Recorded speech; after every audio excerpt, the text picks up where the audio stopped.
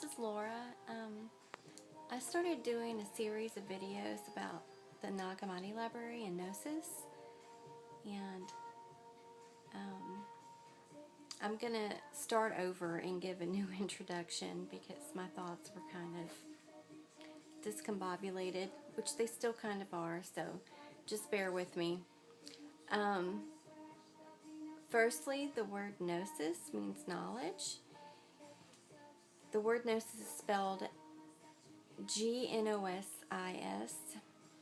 and it means knowledge, but more along the lines of intuitive knowledge. So kind of, that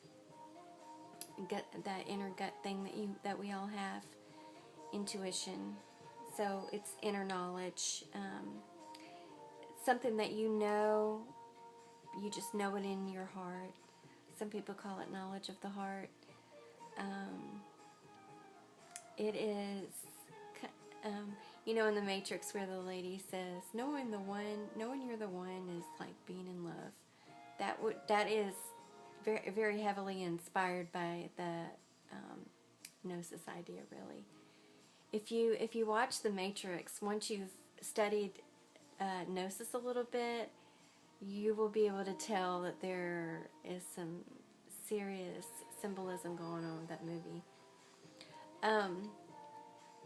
There is a group of codices on a website. It's www.gnosis.org, spelled Gnosis, Gnosis. And these are codices that are in the Nag Hammadi library. The Nag Hammadi library is in Egypt, and all of the codices that are in there are they are dug up scrolls or papyrus or whatever it was that this boy found when he was mining in a cave or something. And some of them got damaged. I think his mother used them in a fire. Sorry, I'm doing this on an iPhone. I'm experimenting with my iPhone. So anyway, his mom apparently used some of them in the fire, so we lost some of them, and then also they got damaged while they were in that cave. Apparently some ants ate some holes in them or something. So you can see when you're reading them, there's like little bits and pieces of them that are it's like blank, blah blah blah blah, blank. But they've been restored as best as we can restore them, and translated into English and all these different languages. So if you go to the website, you can see the actual codice. They have like a photocopy of it, and then the translated version so you can read them. And they're beautiful.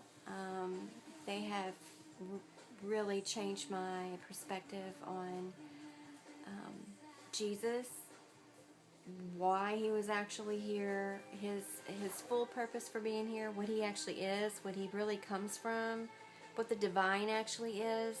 If you read the Secret Book of John, there's this beautiful elaboration of what divinity is. I've never seen anything like it. We will not see that in the Bible. We'll not see this beautiful, detailed elaboration of what God is in the Bible. You don't see that, but you do in these codices. So they're definitely worth reading. Even, it doesn't matter if you embrace them or if you believe that they're real or that you believe that they're, that you trust the validity of them. You should just read them just for soul food, just for extra perspective. The Gospel of Thomas is probably the most popular one. It's regarded as being the most trustworthy or valid or accurate.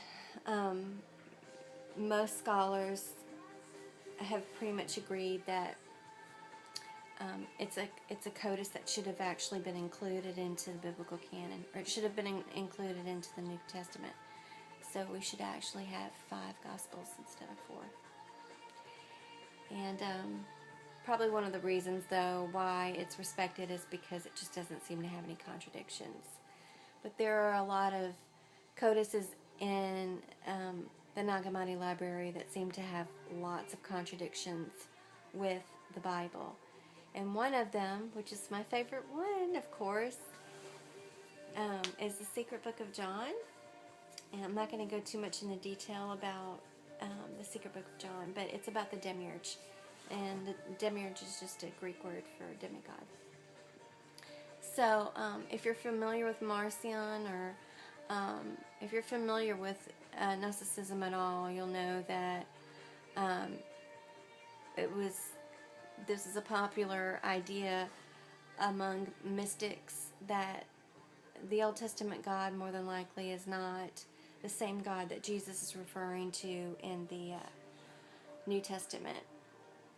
That clearly they cannot be the same God, and that the Father is actually this alien God that we've never seen, and that and He's the true Father. He's really what we're trying to get ourselves back to. And that this God in the Old Testament is more of a tribal God, more of a flawed break-off from the divine. The Secret Book of John really goes into depth about that. I don't want to talk about that too much, though. But getting back to the Nag Hammadi library, I think I mentioned this. The scrolls, or all of the codices, were dug up in 1945. And it's surprising to me how many people don't even know about it or know what they are, because they've been around that long. I mean, they've been resurrected that long, but apparently a lot of people still don't know about them. But it's worth it to read them just for perspective. And there's been this new Gnostic movement since then, and there are a lot of well-known people who have given recognition to them and brought them to the public. One person that you might be familiar with, if you've taken any religious studies classes at all, or if you're one of these people who's really interested in religion, if you've ever had any interest in Gnosis, is forgot her name. What's her name? Oh, another one is Samuel Anwar, and he actually wrote probably one of the most beautiful things I've ever read. It's worth reading too. He kind of fathered the new Gnostic movement, or a lot of people would say he did. And he wrote something called The Perfect Matrimony, and I heavily advise anyone who's interested to read it. It's very beautiful.